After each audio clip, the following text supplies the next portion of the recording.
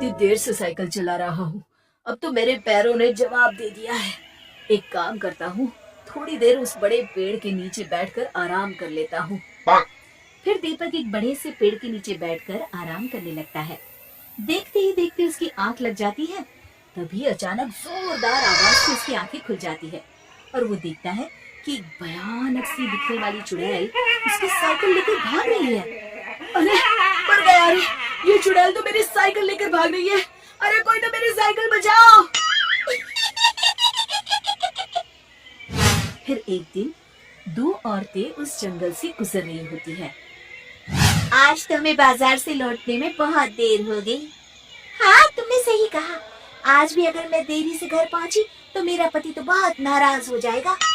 तभी उन दोनों औरतों के पीछे से चुड़ैल उड़ती हुई आती है और दोनों की चोटी एक साथ काट लेती है। ओह, मेरी चोटी! अरे मर गई रे! अरे तेरा नाश बीते!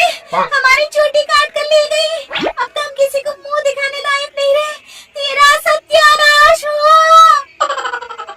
देखते ही देखते गांव में उस चुड़ैल का डर चारों ओर फैल जाता है। एक दिन रमेश अपनी पत्नी के साथ उस जंगल से गुजरते हुए अपनी पत्नी से कहता है, अरे भाग्यवान, क्या कर रही हो? जरा जल्दी जल्दी पैर चलाओ, रात होने से पहले हमें गांव पहुंचना है।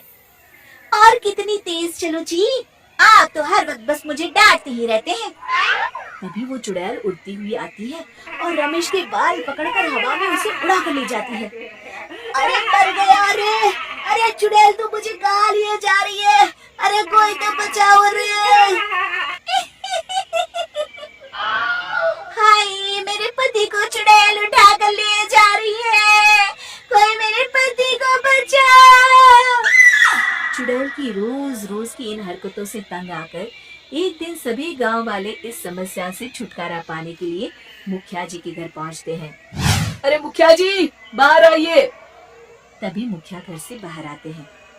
अरे क्या बात है भाइयों, आप सभी गांव वाले यहाँ एक साथ क्यों आए हैं? तभी विमला कहती है, अरे क्या बताऊं मुखिया जी, उस जंगल वाली चुड़ैल ने तो मेरी चोटी काट ली। अरे क्या बताऊं मुखिया जी, वो चुड़ैल तो मेरी नई साइकिल लेकर 9-2-11 हो गई।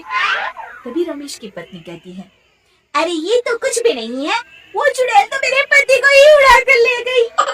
तभी मुखिया कहते हैं, अब आप लोगों से क्या छुपाऊं, वो नाश पीटी चुड़ैल मेरे सर की पगड़ी उड़ा कर ले गई है। मैं भी जंगल से जा रहा था, तभी चुड़ैल उड़ती हुई आई। अब ये पगड़ी मैं पहनूंगी।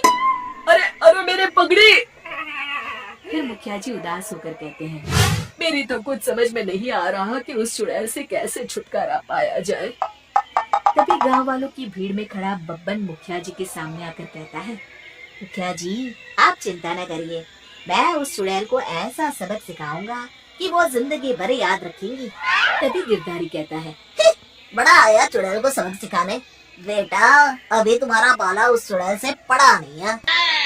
अरे बड़ी बड़ी बातें करना तो आसान है, कुछ करके दिखाओ तुम मानने। तो ठीक है, कल मैं अकेला जंगल में जाऊंगा और उस चुड़ैल का किस्सा हमेशा के लिए खत्म कर दूंगा। फिर अगले दिन बब्बन उस जंगल में पहुंच जाता है और चुड़ैल को आवाज देने लगता है, अरे चुड़ैल दीदी, कहाँ हो तुम? मैं तुम्हारे लिए खुशखबरी लाया हूँ। तभी चुड़ैल बब्बन के सामने आ जाती है। आज पहली बार कोई इंसान मुझे ढूंढता हुआ इस जंगल में आया है। अरे तू कहाँ से आया है और मेरे लिए क्या खुशखबरी लाया है? मेरा नाम बब्बन है और मैं चुड़ैलों के राजमहल से आया हूँ।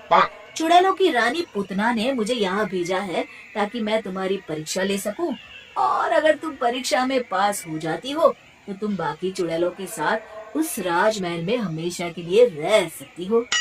चुड़ैल खुश होकर कहती है, क्या तू सच कह रहा है?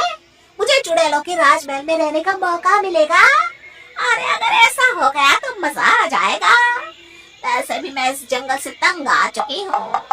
हाँ हाँ, तुम्हें राजमहल में रहने का मौका मिलेगा। चलो पहले मेरे कुछ सवालों का जवाब दो।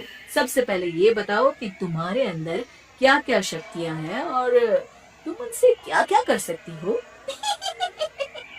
मैं गायब हो सकती हूँ, बड़े बड़े हाथियों को हवा में घुमाकर फेंक सकती हूँ, और इतना ही नहीं, मैं किसी का भी रूप धारण कर सकती हूँ।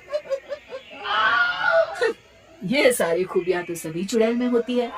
कुछ और बताओ, जैसे कि क्या तुम अपने शरीर का आकार घटा बढ़ा सकती हो? इसमें कौन सी बड़ी बात है? अगर मैं चाहूँ तो अपने शरीर को एक छोटी सी चींटी के जितना छोटा बना सकती हूँ, और अगर मैं चाहूँ तो इस बड़े से पेड़ से भी बड़ी बन सकती हूँ। मुझे तुम्हारी बातों पर विश्वास नहीं है। आंखों से देख लूंगा तभी मानूंगा। फिर बब्बन एक कांच की बोतल नीचे जमीन पर रख देता है और उस चुड़ैल से कहता है, चलो ठीक है, अगर तुम इस बोतल के अंदर समा गई तो मैं मान जाऊंगा कि तुम बाकी चुड़ैलों से ज्यादा ताकतवर और गुनी हो। इसमें कौन सी बड़ी बात है? अभी मैं तुम्हें अपना कमाल दिखाती हूँ।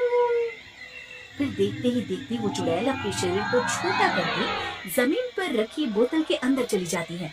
तभी बब्बन जल्दी से उस बोतल का मुंह ढक्कन से बंद कर देता है।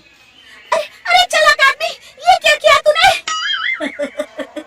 बड़ी आई थी राजमहल में रहने वाली।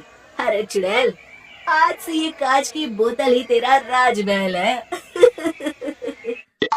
फिर बब्बन उस बोतल को ले जाकर बहती हुई नदी में फेंक देता है और इस तरह बब्बन अपनी होशियारी से उस चुड़ैल को सबक सिखाता है। शिक्षा, हिम्मत और होशियारी से दुनिया की बड़ी से बड़ी समस्या पर विजय प्राप्त की जा सकती है। दोस्तों, हमें उम्मीद है कि आपको हमारी ये कहानी पसंद आई होगी। कृपया हमारे चैनल को सब्सक्राइब करें और सभी अपडेट्स के लिए बेल आइकन जरूर दबाएं। और हाँ, वीडियो लाइक और शेयर करना मत भूलिएगा।